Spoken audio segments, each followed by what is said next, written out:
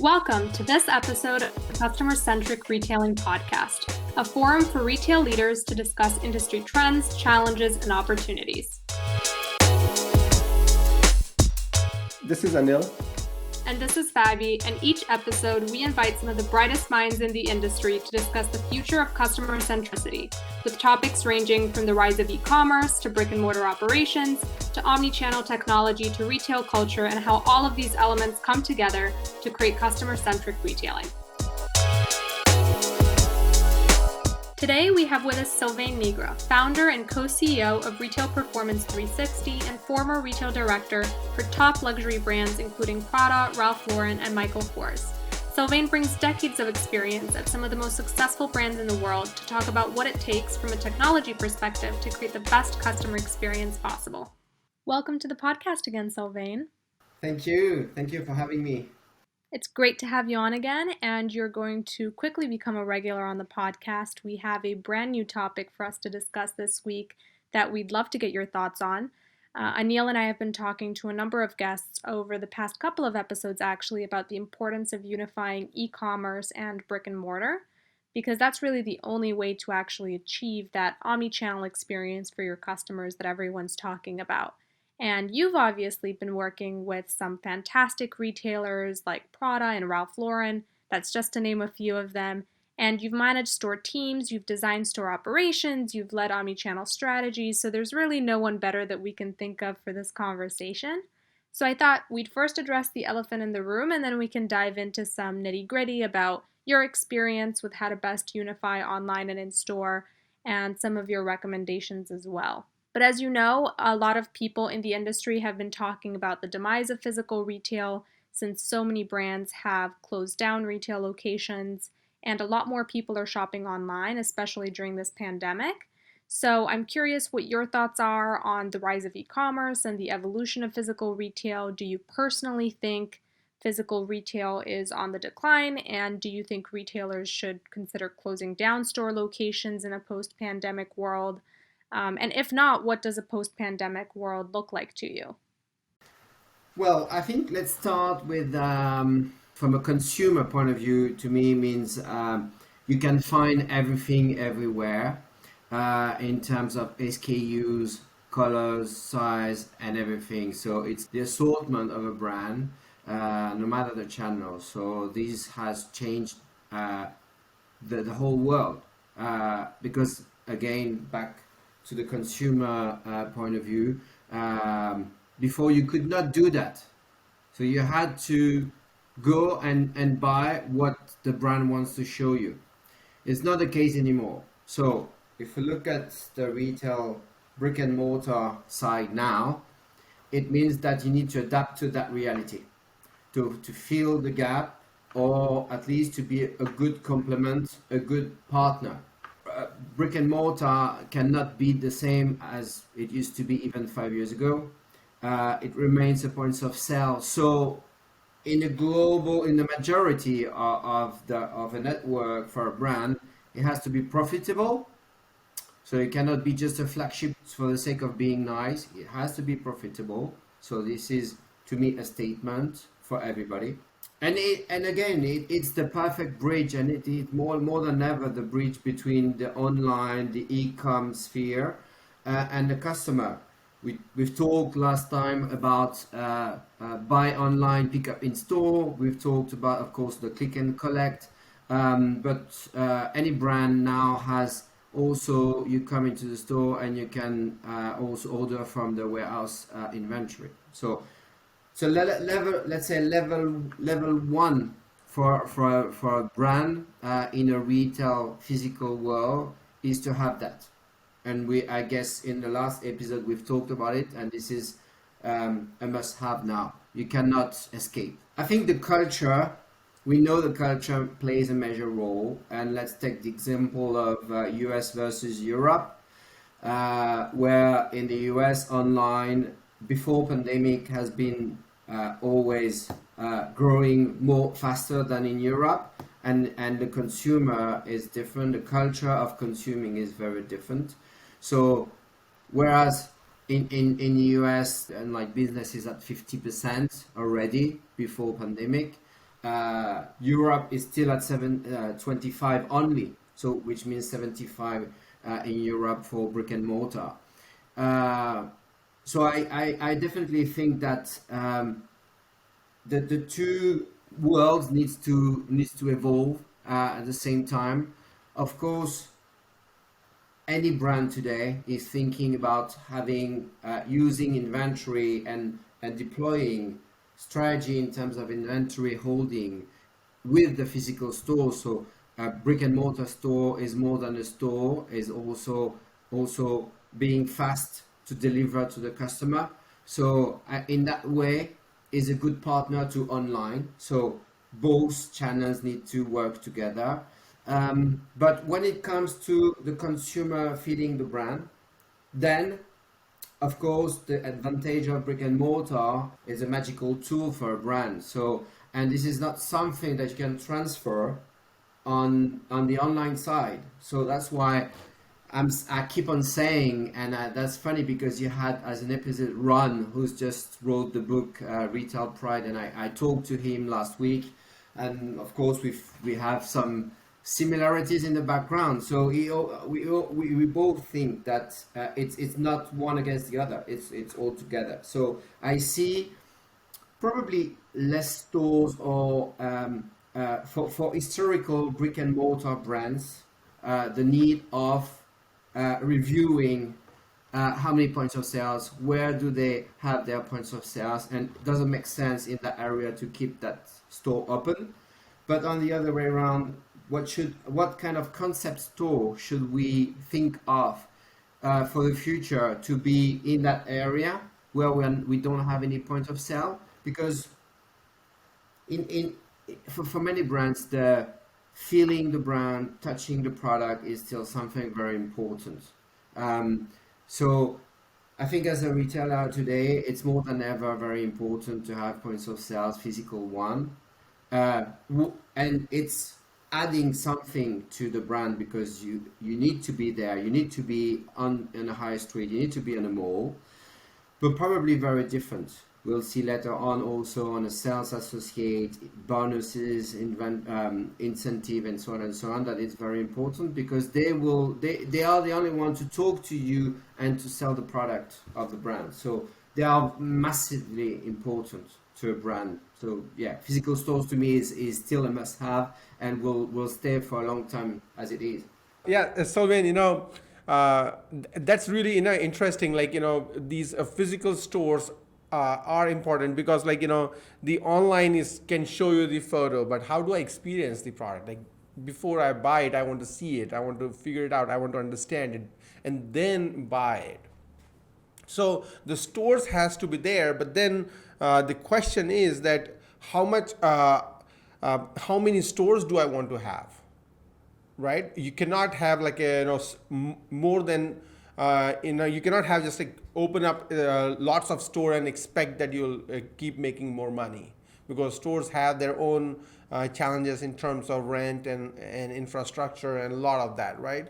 So that's one thing, and then the other is I'm thinking is like customer. You want to bring customer into the store. Now, how do you bring that customer into the store? Is the question. Um, well, we have seen that during this pandemic in Europe, a lot of those menus in the restaurants have disappeared and been replaced with those QR codes. So, do you think that now, because more and more people are using mobile devices to learn about the offering of the retailer,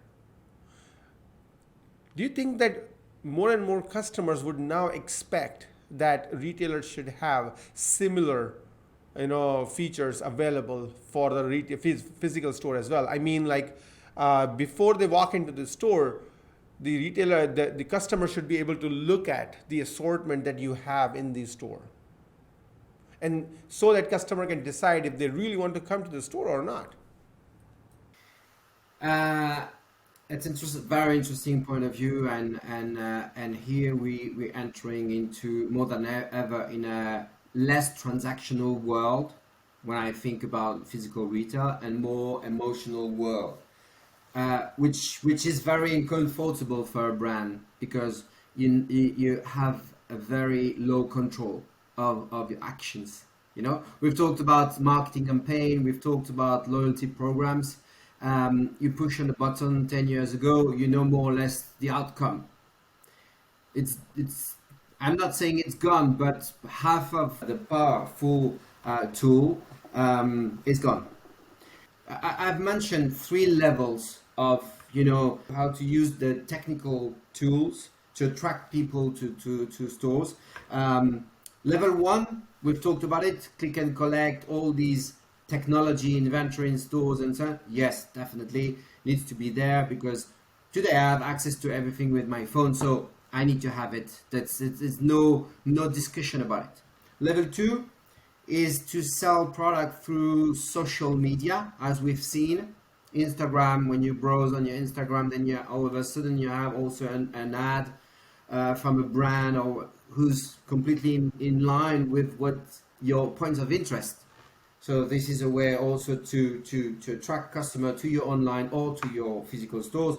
Level three is what we see now is live stream. Live stream for a brand is very interesting because you have kind of a, yeah, the people from the product, around the product from the company, with someone who's from the store or from a sales team talking to an audience that is not necessarily loyal to your brand, probably his first time talking to the brand like this. So I think this is a new way to talk to the customer. You're not in the store, but you are in the store because you are in, it's the shooting is in the video is in let's say in the showroom of the brand, so you have the feel. No, it doesn't replace the store visit, but still it's halfway to give me the taste and flavor and to give me the, I want to go to the store because oh, you talked about this item, talking about apparel for example. Oh, this I would not thought that this top would go with this bottom. Ah, that's interesting. And I have the point of view of the brand as well. Because we live in a world where we love, points of view is everywhere. Social media, we love to have points of view everywhere, not just in the business. So I think there it's the point of, maybe I'm gonna pop up in the store next door because it looks interesting. I want to still, it's apparel, so I want to still look at the product, touch the product and see how it suits on me. But you'll have also technology mirror where you are in front of a mirror and you click on the item without putting them on yourself, and then you see how you look. It's coming. So I think these three levels definitely are the future, but there's something that you cannot replace is the interaction with someone from the brand physically. When we talk about even technology, a phone or watch or apparel, shoes, even more, I want to try the product at one point. And the reasons to go to shopping is, I think e-com is not reflecting. You're not adding something on top of your basket, on top of your thoughts. Okay, I'm clicking, I'm going online, and I want to shop a pair of shoes for running, but that probably percentage of people buying on top of what they wanted to buy before opening their computer is very little. So you don't have that propenssion from a brand to add something nicely to the basket or to to the ticket of the customer.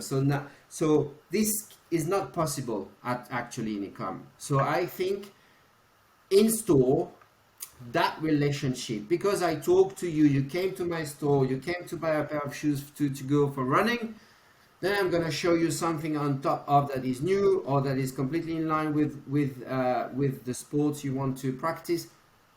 And I think retail stores, back to your question, can go in that direction. So we can still use the old KPIs, UPT, average basket, because it's that magical moment. Customer, you are in the store and you have pleasure to be in the store, and you buy something on top of what you wanted to buy that day. And this moment, that is key when you want to increase your sales or when you stabilize your turnover. That little moment is just in physical stores at the moment. Wow, wow, this is amazing. In fact, I like what you said that, all these buy online, pick up in store and return in store, these are like, now basic necessities. You cannot, there's no conversation to be had or no debate there. But then you also brought up a really interesting point that the store associates are also influencers. They are engaging with the customer. Now, because a lot of customers are engaging online, so our associates should be able to interact with the customer in the virtual world. So they should be able to do a video chat or a video, FaceTime, like kind of Apple FaceTime kind of thing, something of that sort, and have a conversation with the customer, show them around all those products. And in fact, I think that could also be taken further, where associates actually engage on social media, like like your Instagram, and there they can do live streaming of content, and wherein they can show products that are particular, and be providing some kind of advice or some kind of consultation on what this product looks like, how it works, and I mean, like, what kind of people should be there and all those stuff, right? So, and in that case, they can also embed the links to buy those items so that customer can easily then buy those items. So that's really interesting that, not only is that the associate, the store should have all these e-com capabilities for Bopis and Boris and all that, but also the associates should be able to engage with customer and be a advocate or an influencer or a brand advocate in that sense, and actively participate in the virtual world when your brand is engaging with the customer. Yeah, let me add something. I think that I forgot to mention. I think the brand should also know more than ever his or her customers, because if you are selling, let's say, 75% of your customers are using social media or new ways of shopping, but as a minimum, or when stores are closed, then you need you need to have a different direction, because your core customers basis is very different. So I think anyone needs to go in that direction, because that's the nature of our world and life. Generation wise, it's automatic, so you can't escape, and new generation and more are using this, so you need to play that game today, now, even if your core customers is just like 80% are not using social media. I think everybody needs to go on that direction proportionally. But when you are 50-50, let's say, then it's another story. No, so that's why today we'll keep on having those conversations, because you need to serve your customer now and not thinking about 5 or 10 years time. So you need to be good now. And I know a lot of people also, let's say 40, 50 plus, they will never buy online. They are forced to buy online today, but once it's back to normal, they will go back to stores. And they will not use also the buy online, pick up in store, or very, very, very little. So that's one point. Some of the brands are calling their store staff heroes, because they know that even with e-com revenues, it's still a big part of their revenues. So it's the most important person, I guess, with Ron. During the episode, you've talked a lot about that. It's the value of the brand. It's the employees that are facing the customer every day. Also, because you learn a lot. Okay, there you have the data that you need to run, but you have what is not in the data. And most of the time, assortment, a concept, the concept of the store, and so on and so on. We base sometimes our decisions on the data we have. But what about the data we don't have? And this store staff is very important, because they still, are at the center of everything. even a click and collect customer, someone who's coming from on the online area, is going through that person who's in store. And I think we've talked about what about your first question? What about the brick and mortar world?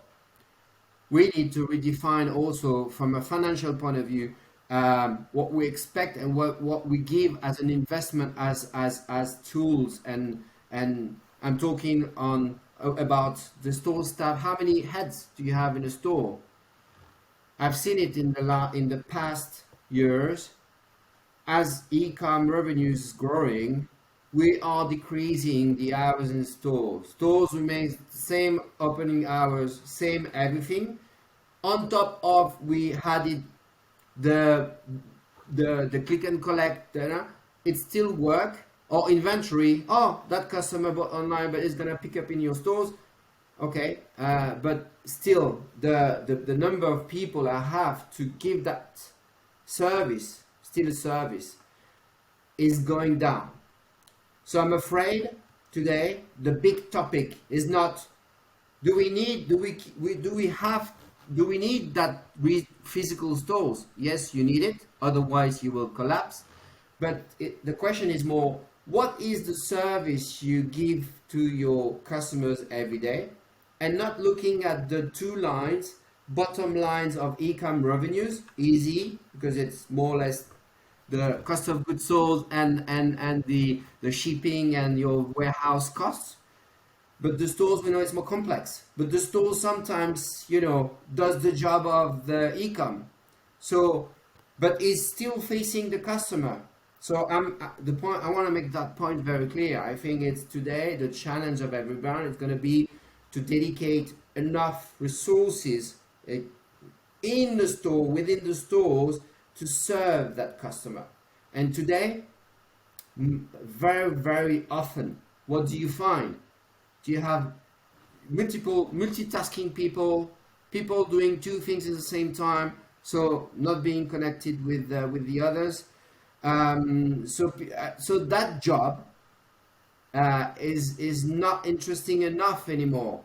So talent that previously young people that would come accidentally or not to the retail career are not going to that world because it's not interesting enough anymore. So we need to bring that passion, the resources to do the job properly.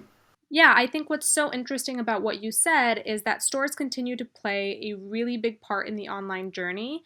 And I think something that store associates are scared of is if someone comes into their store, tries on some clothing, makes the decision that they want that piece of clothing, but then they order it online from their home instead, that doesn't count against their sales targets. And so that's what creates that competition that Anil and I talk about quite a lot on this podcast because targets are typically set at the store level, and that just doesn't really make sense anymore because online sales are influenced by store visits and vice versa as well. So I was wondering if you have any advice, particularly on that point, for retailers on how to approach sales targets in maybe a more omni-channel way. Yeah, I guess here the issue brands are facing is how to track. Because we've talked about being less transactional and being more emotional relationship oriented. Sometimes, of course, I think brands, in that topic, you have different levels as well. The level one, of course, is to make sure that your team if there is a click and collect, if there is something that's going through the store, you make sure that a percentage of that of the online sales are going through the store.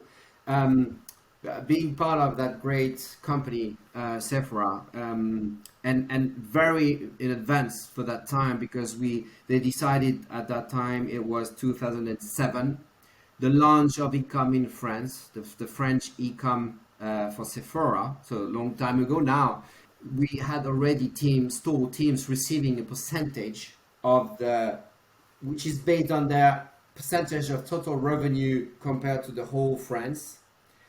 The percentage of the sales from e-com would go every month to the store. So the question of, we had at that time, oh yes, but this is becoming a competitor, and we're talking about 2007, so ages, was already there from the store team. So we've cut that because it's that's a nonsense decision. It doesn't make any sense to separate and to work in silo and not to give back that percentage, to re-inject that percentage of e-com sales into the store team, based on a ratio or whatever. So that in the mind of a store team, there is no competition between both channels, and it's gone. So that's level one for to me for everybody to have, definitely. Then a lot of brands are giving individual commissions or individual and collective bonuses every month, every week, whatever the depends on the brand. Everybody, I think everyone has an opinion on it. The most important is not if it's individual or collective. It has to be ambitious. Of the target needs to be reachable, of course, and today it needs to, of course, include click and collect. Of course, everything that goes through the stores needs to be tracked, and there's no issue because the brand can track this and give and integrate that sale to the commission of the team, store team, or an individual. So to me, that's level 2, let's say. That's also a must have. Level 3 is everyone has to reinvent the KPIs, because a district manager today, it's hard also to keep on managing your teams on a conversion rate, because we've talked about it millions of times. Conversion rate, to maybe today I didn't seal the deal but I made a great service, but she bought online, and that's not my fault. It's just the way the consumer wants to buy that day, and that's okay. That's okay. So I think it's how you, from an IT point of view, how much you're able to join the dots and to connect all the channels at the end, to make sure that probably we have a conversion rate that is integrating also online sales from the company. So I have also a feedback on my work, but I guess this is not so tangible as a conversion rate as it used to be. So that's why I guess also so many brands are struggling to invent new KPIs.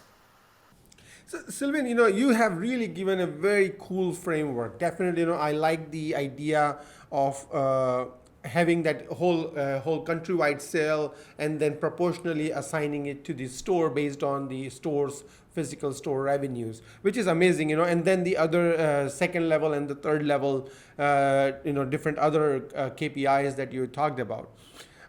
What do you think? I definitely now know that Sephora has been doing fantastic job with it. But in your experience, what do you think about the other companies, like other companies that you work with or not, or like how much, I'm sure through your friends and connection, where are these retailers in their own life cycle of implementing, tracking all these different KPIs, defining KPIs and then tracking data so that these KPIs can be computed and would be available for the store managers and the store associates so that they can perform and achieve their targets. So where are they in terms of technology implementations, data capturing, delivering that data to the stores and all that? Loyalty is very, very important, we know. So it's how you engage your store team to have your customer part of your loyalty program.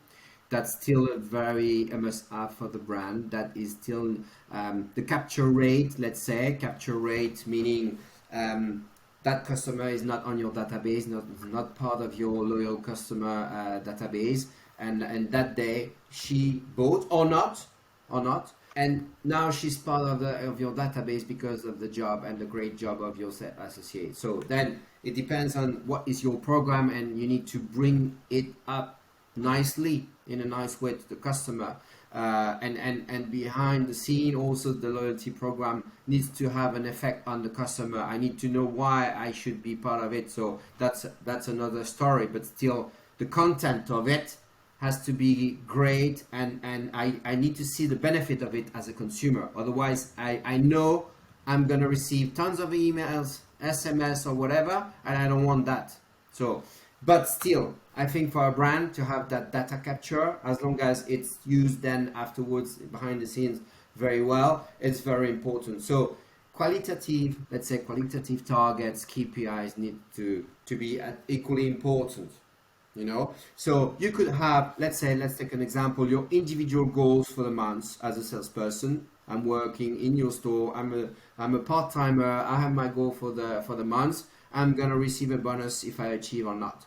Then probably a store team, let's say all together, bonus for the month, so that I work for the whole store. But also we need to bring some KPIs that are not transactional and more qualitative, such as the capture rate. Okay, I've done a great job because, and probably the most, let's say, the best result we could have is also to measure, and that's the end of the story. Is to measure how many customer who did not buy that day. I encourage, and I added them to the loyal program even if they didn't buy that day. I think this is a great achievement because it means that your team is already working not just for that day, because we know that the whole world was, I've done the job, converted, she bought, she's gone, I don't care. No, it's a long-term relationship now that you need to build. So the way to encourage your store team is to give them some KPIs regarding this, more long-term, more qualitative targets. Yeah, this is interesting. Like, I like what you said, because even if the customer did not buy, but if I was able to enroll that customer into my database, that is important because in case of e-com, what we see is there is an increasing cost of customer acquisition online. The cost of advertising on Facebook or on Instagram and many other Google and all this is increasing every day. It's increasing and it's getting way more complicated, day after other. So the customer, the associate, when they are motivated to interact with the customer, deliver that brand experience to the customer, and in that process engage them and get them enrolled into the brand's loyalty program or database essentially, is critical, because now you have a customer that you can go back to them with all the information that you have captured and try to convert them. So yeah, definitely, that qualitative data that we are collecting is worth a lot of money, because if not this, if you did not use this option, or if you did not encourage your associates to capture this data, the other way to get it is super expensive, which is essentially advertising on social or on the Google search or whatever. Yeah, it's completely, definitely, and this is part of the job. If you want to build long-term a relationship with a customer, and we know also you come to shop to that store because you like this person, she's been great, fantastic for you, and the reason why you're going always back to that store is because you have that relationship, and it's the hardest things to build. It's very long and lots of effort, and it goes very fast to be destroyed. One time destroyed. So I think the importance there is the quality of the relation through the people, and we've seen, no matter online or whatever, there is always a point of contact, which is who's the sales associate. Another example of how the KPIs we should include more proportionally to the bonus, the monthly or yearly bonus of the teams, is also when customers are posting comments, and I think this has to be measured. Of course, we don't want to force customers to post some comments, but we know that when they do, they took the time to do it, so they really think about it.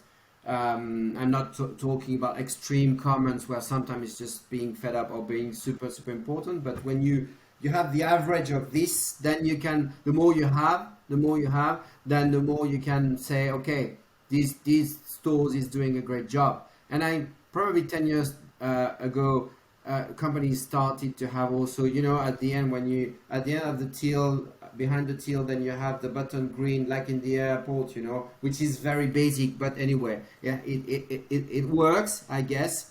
I think this is the way.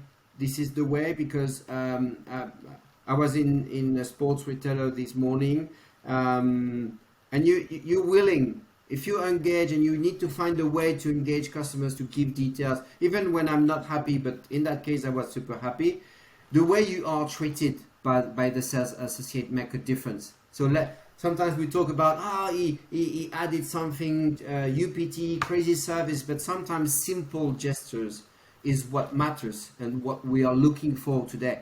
So the back to basics, and definitely this could be also part of it.